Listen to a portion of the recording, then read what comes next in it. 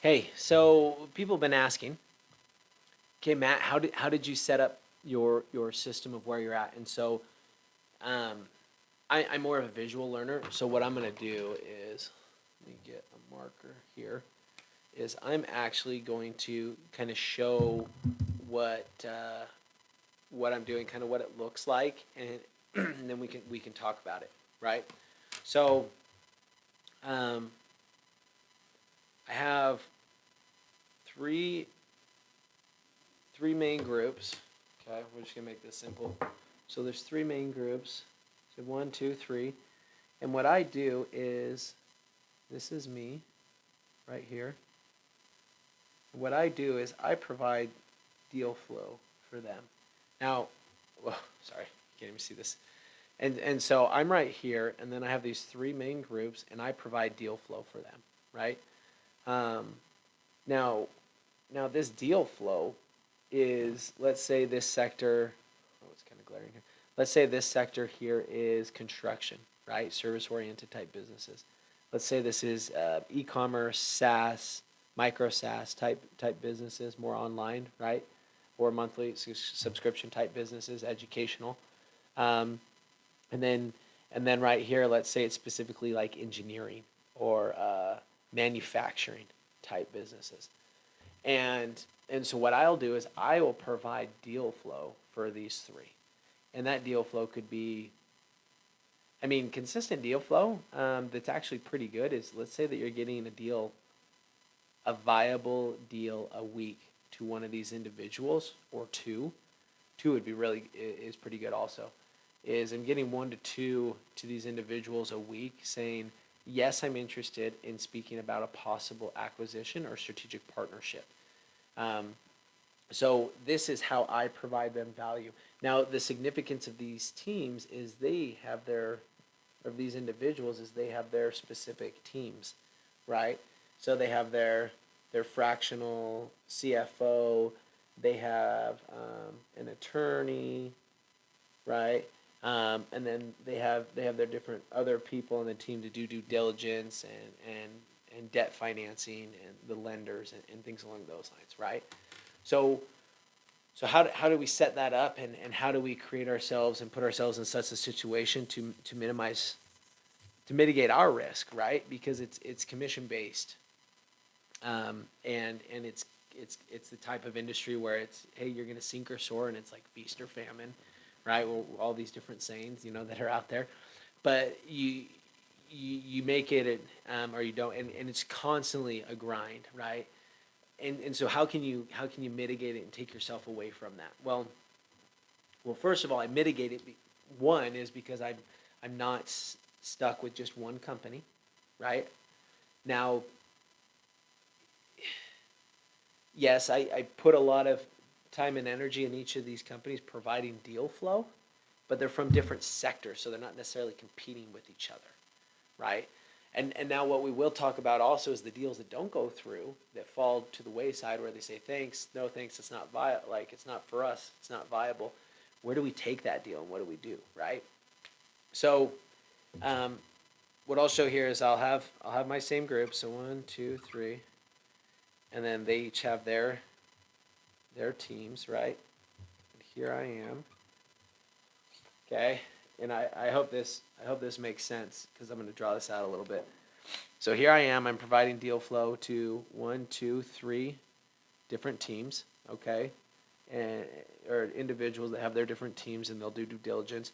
And those deals that fall by the wayside over here is I have another buyer's pool that I have over here, where I'll have a couple, three, four individuals where I'll throw those deals to them and say, hey, do you have any buyers here?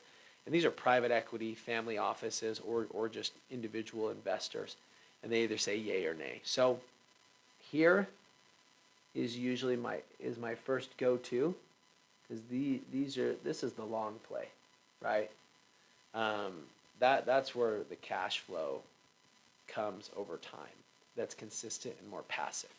And so that's how I've kind of set up mitigating my risk. Now it's constantly becoming better, right? Because I'm not an expert by any means of, I haven't been doing this a decade plus like some of my mentors. and people I've been working with. But what I have seen is this is how I see that they set it up. They have a team behind them, right? Or they could have multiple plugins to teams, okay? So they have, most of them have just one team behind them, and they're kind of the face of that team, and they do a lot of the talking. They're either master negotiator, or they have great lending options, or maybe they're good at deal flow. But I found that that's what most need is deal flow, and that happens to be one of my strengths, right? Just from my background in import export and having to constantly kind of reverse engineer of, hey, here's a seller. Where's that product coming from? Who's the manufacturer? Who's the farmer? Where's the manufacturer buying their goods from? And so I'm constantly searching these things, and it's definitely been very applicable to where I'm at now, and which makes it exciting, and it helps me create value to these teams here. And so it mitigates my risk in the sense that I'm not dependent on one sole team, but because I can provide enough deal flow to that team, keeps them busy, but then I add another, and then I add another. So right now I have 3, and I provide them deal flow that keeps them busy, and whatever closes, great, I'm a part of that. And the majority that doesn't close, because it's a numbers game, goes into a buyer's pool. And then I have a couple key individuals that aren't brokers, but what they do is they solely get their finder's fees. So they're not a broker. They're not a brokerage in the sense that they're not doing the due diligence for them and they're marketing to the masses. They have their key selected groups, whether it's family office, private equity, or whatever that may be, individual investor. And I go to these individuals and I'll kind of post this for them and say, hey, we already have agreements signed between us, right? Of saying, hey, whatever I bring them that they close on, they'll pay me a 5% commission of the purchase price of the business, right?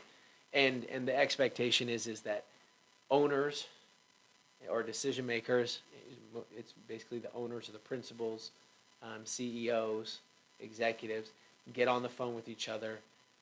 Usually, honestly, it's about a 20-minute phone call just to say, hey, does it make sense for us to move forward or not with this conversation? And we'll have some preliminary information that will be given at that each party is consented, to giving, and it's just saying, hey, what's your annual revenue? What's the EBITDA? And so we can kind of figure out what the margins are for that particular company versus the vertical, and what the averages are, and maybe what they're looking for in an ask, right? What they might be trying to sell for. And then we can move on to that phone call. And when we get on the phone call, decide, hey, does it make sense to move forward or not?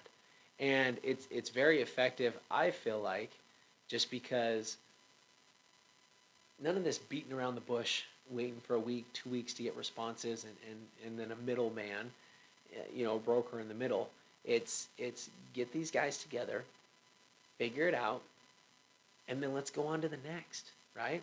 If there's something there, great. Let's foster that, and let's do what's needed while we continue with the next ones. And so I feel like it's still evolving, but I feel like it's a good thing that we got going here. What I'll do here is I'll do a Loom video in the future and kind of share my screen, and I can kind of take through some specific areas of what I do for leads and how I find those. But what I'll do is I'll kind of talk about these first. So I've sent out what have been some like mailers, right? So this is one that was returned. You can see. I haven't done like an enormous amount of mailers. I've probably done 600-700 total. And we'll just open this up so I can kind of let you know what's on the inside and what we wrote to them. But out of the 600 and 700 mailers that I've done, I don't know. I know some people rave and say that they're super effective, but I haven't found them to be, very effective. And maybe it's probably my approach, and I just haven't given it time to revive the letter itself. I've only tried one letter that supposedly was working really well, and it wasn't for me. So I probably only, the addresses I've gotten were legitimate in the sense that I only got about 10 or 11 of these back out of the 600-700 I sent, which was good. So they arrived somewhere, right? That I got 10 to 11 I got back were returned to sender like this, meaning that the address wasn't found. So the addresses were there, they were received by someone. They weren't sent back. Um, but on top of that, I probably only received 7 responses from individuals. So I mean, maybe if I sent out 1,400, I'd have 14 responses. I'd double that, you know. I don't know. Um, but with that, it wasn't a great, there wasn't a great response for me. And I had better responses via email, and something we can talk about here in a second. But there's some where people say they're getting super great responses, and so here's kind of what the format looks like. I can read this letter to you. If you guys want to take a screenshot and look at that. But you know, I put out private and confidential, and I copied this from one of my mentors. So it's not, and I mean, I kind of put some of my own words into it, but not much. I just wrote, you know, forgive me for writing to you at your registered service address, but as the contents of this letter are potentially sensitive, I thought it better to approach you this way in the first instance. I represent a group of investors interested in your sector with a view of creating a larger business to compete with major international companies. From our research, it would appear to be a business that could have the potential to be a constituent member of this larger group to the benefit of your existing shareholders. Would you welcome a confidential discussion in the first instance? It cannot hurt to have a chat around the subject of a nothing ventured, nothing gained basis and see how it goes. Please call, text, or email me on the above to discuss further. Yours sincerely. Now the language is a little different. You know, this letter came from individuals in the UK, so England area and stuff, and so it's a little different. But you know, I probably should try, and I will try, and I can kind of get back and let you know how those do. But you know, as for right now and the responses I'm getting, I'm doing really, it's doing well with email. I use a system that's called Mail Meteor, and it's a Gmail extension, so I can send out emails through a Gmail account, so it's a lot more personal, and I can fly right under the radar of what would be, you know, getting spam or getting flagged for what would be like a spam or anything like that, right? And so it's nice. It caps me at 500 emails every 24-hour period. And so yesterday, my last 24-hour, I mean, I sent them around 350 or something like that. So essentially, I can't send out another 500 until about 4 o'clock today. And then if I want to reset that, usually I'll just wait and skip a full day and then do it again so I can start in the morning and stuff like that. And really, I don't send out over the weekend. So really on Monday, it's a full reset anyways, right? So usually I'll start in the morning, I'll do a 9, and then the next day it'll be a 10 or 11, and then I'll do a 12 or a 1, and then a 2 or a 3. So I just kind of hit them throughout different periods of the day. But anyone that gets back to me, whether it's a wrong address, and this is emails, right? Whether it's a wrong address, whether it's a do not contact me, not interested, you know, those are kind of the same.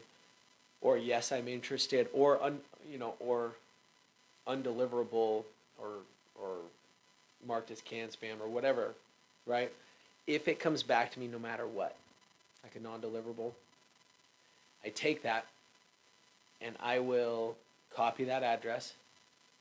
I'll look for it in my Excel sheet from the list that's been uploaded to Google Sheets, right? And that allows me, because there's a Mail Meteor extension that hooks into Google Sheets, so I can just send out immediately, and I can see the status and does tracking and everything.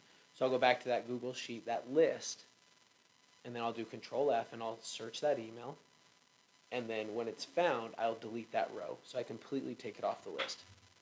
And then over here in my actual Gmail account, I will address however it needs to be addressed, that response. So if it's undeliverable or not interested or thanks but no thanks, whatever, I'll just delete it. If it's someone that says, yes, I'm interested, I will write back to them personally, right? Because it's definitely the minority. So, I mean, the most I write back a week are probably 20 responses. so it's not that many compared to the time we spend online, social media, and things like that. And so I'll write that individual back, and I'll usually have a Calendly or a TidyCal. I use TidyCal. These are different calendars that you can set up for free or use upgrades, where you can link it into your Gmail account into a Google Calendar, and whatever you deem or leave available, they they can sign up and schedule a time to speak with you. And I said, usually what I'll write back is something along the lines of, well, what I'll write in the first place is, hey, my name is so and so. I'm reaching out to you because I'm interested in a partnership and or strategic acquisition of ABC Company Incorporated, right? If you feel this warrants further information, feel free to reach back out to me here at this email, and or here's my phone number, or you could call or text. And if I don't answer, please leave voicemail, right? And so there's some days I do it and there's nothing. There's one time I did it though, and it was during a conference for mergers and acquisitions. And so I did it that morning in the hotel room, went down to the conference, and I had at least 11 individuals that said, yes, I'm interested. And then I had probably about 7 voicemails of people, and and there were probably about 2 or 3 that left a voicemail and an email. But other than that, they were all different. And these people they're excited, and they're like, yeah, let's talk. I'm interested, you know? And right now, there's over a dozen people I'm talking with currently that say, yeah, I'm interested in selling my business. Um, and mind you, these are businesses that are not currently for sale. These business owners have not engaged with a broker. They have not engaged with anyone. The most they've probably done is told someone, but or me talking to them has been maybe their first thought of, yeah, maybe I would like to sell, right? And so it's a matter of reaching out, opening your mouth to these individuals, and I feel like it's easy for me in the sense of, for working 7-8 years with import export, I'm constantly meeting with business owners, and they're busy, and so it's to the point and direct in a bold way, but not overbearing. And I feel like it's almost a sign of respect for that individual of, hey, I respect your time. I don't want to beat around the bush. This is what I want to accomplish. Is this something that interests you? If so, awesome. I'd like to help you out as much as possible and bring as much value there to you as possible. If not, that's fine. You continue doing what you're doing, and I'll go on to the next, right? And I've had a really good response. There's a couple people out there that say, don't contact me, or you don't even know who I am, or things like that. But there's haters everywhere. But it's definitely the minority. The majority of the response I get is, hey, thanks for reaching out. Not right now, maybe later down the road. And if I do get some of those responses, say, hey, check back beginning of the year, or check back in 6 months, and I'll just in my Gmail, I'll just forward it to myself, and I'll type in my email, and then I'll do a schedule send, whether it's beginning of the year or 6 months out or whenever that is. So it comes back, so it sends back to me at that time, and then I'll just follow up. So I've tried different CRMs and things like that, and I don't know, it just didn't work for me, and maybe it's just my personality. They seemed like they would be great, but for me, using an Excel sheet, kind of listing everything, I actually use sticky notes, and I stick them up on my wall under the individuals that or the groups. Like, I remember I showed you the different groups of investors that have their teams that I'll feed deal flow to, and then the different groups of buyers, those individuals. And so I'll just have these sticky notes of different businesses that are under different categories of where those are going. But the goal is I mean, I'm in this like everyone else, and I'm new. I've been doing it about a little over a year, right? And I'm new, and I'm finding ways to create value for individuals. But my end goal is to be able to purchase dozens of businesses, right? and then be able to either roll those up together or flip them on down the line, and then just get into bigger businesses and create wealth that way. But it's really about creating a legacy for the family, something that my kids would be able to continue in, right? Um, and kind of start a family business that way. Um, but yeah, sometimes I found this picture the other day, and it actually, I think it just describes everything quite well. It This gentleman who is juggling plates. Sometimes I feel like I am that way. You know, you have a deal flow here, and then it's following up with the deals to see where they're at. Um, it's keeping the relationships with the individual lenders or the individuals investors that I'm speaking with. It's about finding new deals. It's about finding how to source new deals or new deal flow. You know, there's just a lot of different things there, and so it definitely can push your limits. I enjoy it though, because I feel like if I went back to school, people would diagnose me as ADHD to some extent, where it's maybe I'm not fidgety all the time, but it's like my attention. It's hard to stay into one spot exactly. And so with that being said, it's definitely been a good thing for me, and I like it a lot. And again, we're here to share any knowledge base that we have, right? My team and I, sourcing these deals, how we source, any questions you may have, if you potentially want to work together. I mean, we're open to that. It's just a matter of helping to create value, not so much competition. And there's more than enough deals out there for everyone. It's just, do we want to compete against them, or do we want to work together and get them? You know, we'll get less competing against each other, and I believe we'll get more, working together.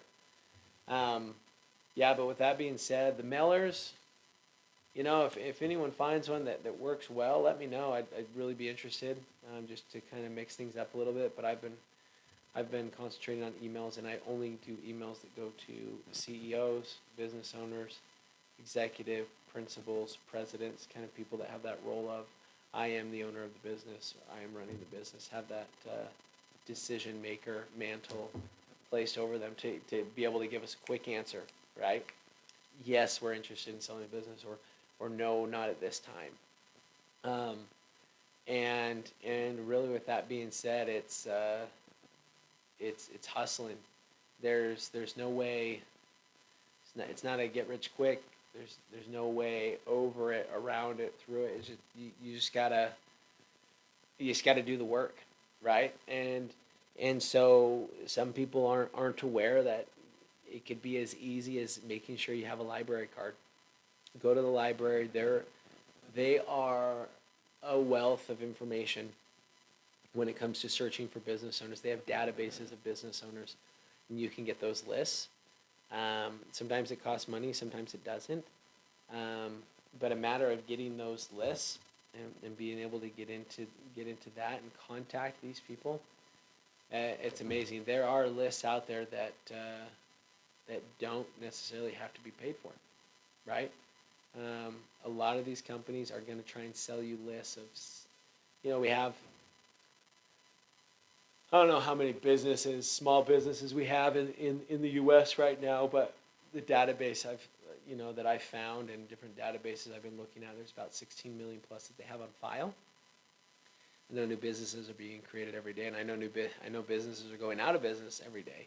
And so we're not looking for distressed businesses. We're not looking to get a no money down type business, which is possible, but it's usually a distressed type business, and it's usually a business owner that doesn't have a lot of offers, if any, on the table. And if he doesn't, it's like, why not?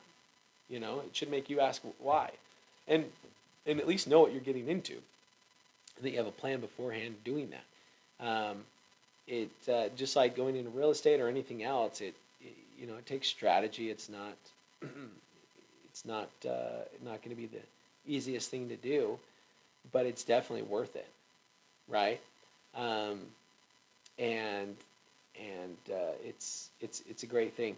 It really is. Just imagine, for me in my mindset, it's like, okay, I am 33 years old, and starting a business or going to work for someone else to me is like, I have this pressure of I feel like I'm getting old, and I realize that's not the case, but that's how I feel. Okay, and it's like I want to make certain things happen. I want to do certain things with my family, and get a certain points. And to me personally, to achieve those goals is like, okay, this is my best route, because starting a business, there's years and uh, of making things happen. Not necessarily years, but it's just so much time, and there's just a lot of unknowns. In my mind, there's a lot of unknowns to starting a business, and a lot of hoops to go through. Um, you say it's going to say cost so much money, and I say double that or triple it, and maybe that's really how much it will cost, because there's just a lot of unknowns. Um, Working for someone else, to me, that's riskier than trying to purchase a business or even start your own business. And the reason being is yeah, you're comfortable, but I think that's part of the trap. Is it's not bad to work for someone else, and I'm not chastising people that do. Um, just to me, it's if you do work for someone else, try and get another stream of income coming in somewhere. And I think if anything, COVID's shown this to all of us, especially with our president coming out with vaccine mandates, and on a federal level, and then through these businesses with 500 plus or employees or 100 plus employees pushing to have this happen. I know there's a lot of legal battles going on now and everything, but just to kind of give you a glimpse of what could be happening, where your income could be shut off overnight.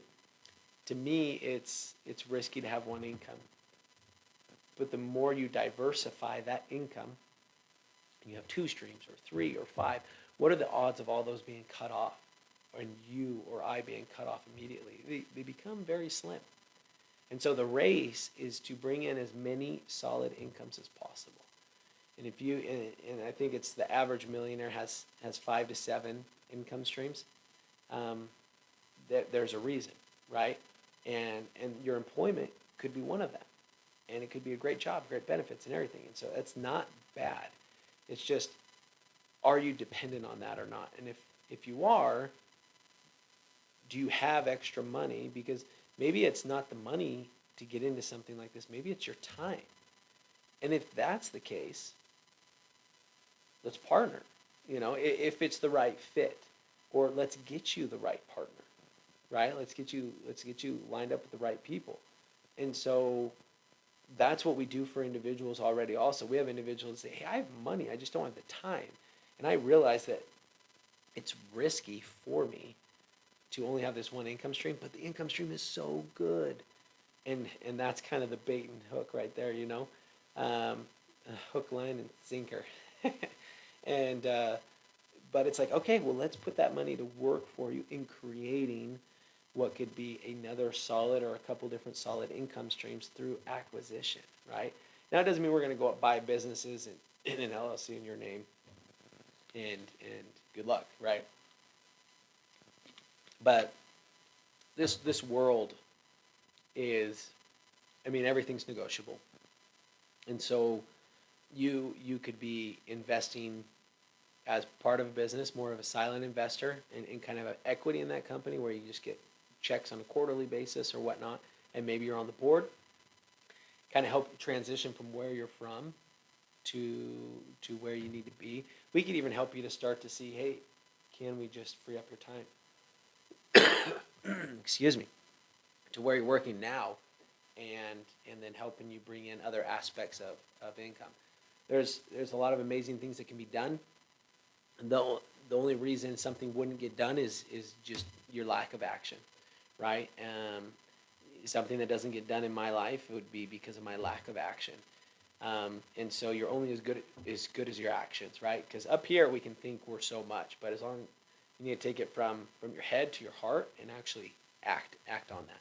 So what we'll do in some of these other trainings is I'll actually talk about the emails, what we're looking at, how we approach talking to these individuals, and really it's figuring out how how you can best approach these individuals that are not on the market that want to sell their companies. And you're drumming up this business, and this creates value, okay, for yourself or for others, or for both, right?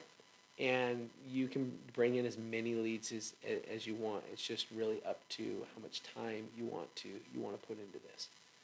But we'll continue on this later on. And if you have any questions, just comment below. Let us know. We're here to help out in any way possible, and trying to answer these questions for the masses, because sometimes it's hard to do the individual emails all the time, but we definitely try to do so. So let us know. Again, if you have any questions, feel free to reach out, or just contact us that way, and we'll be in touch soon. Happy deal hunting.